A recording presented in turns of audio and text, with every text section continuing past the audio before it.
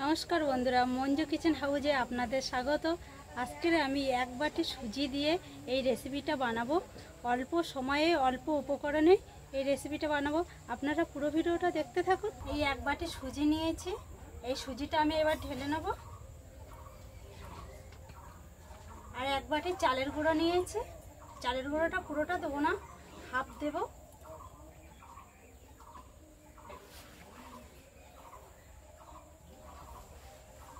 আমি আগে অল্প করে মৌরি দিয়ে দিয়েছি, এখনও আবার অল্প একটু মৌরি দিচ্ছি।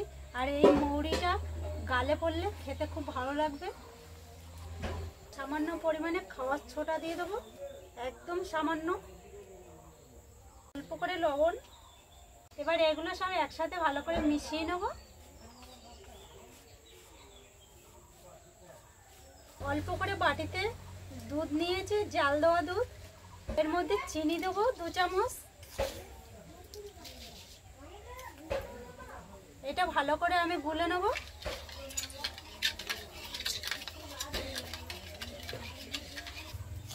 পরে আরো 2 চামচ দিয়ে দিচ্ছি। 1 প্যাকেট গুঁড়ো দুধ নিয়েছি, এটা হাফ দেব।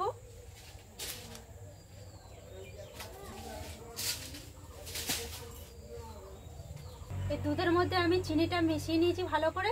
এবার অল্প অল্প করে এর মধ্যে দিয়ে এটা মেখে নেব।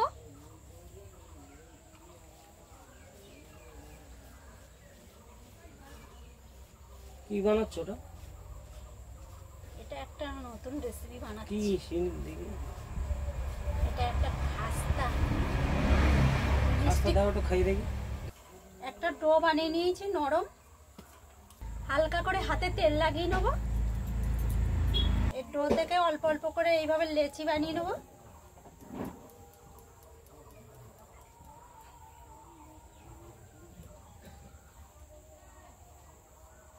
একটা লেচি কেটে নিয়েছি, নিয়ে এই ভালো করে গোল করে নিচ্ছি।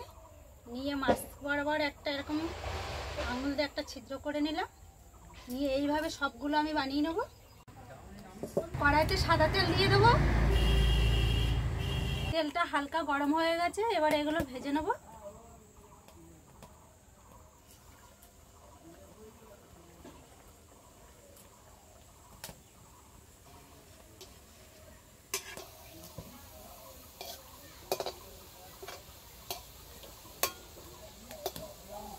খাস্তা মিষ্টিগুলো ভাজতে গেলে মিডিয়াম জাল দিতে হবে, বেশি জোরে দিলে হবে না, তাহলে পুড়ে যাবে।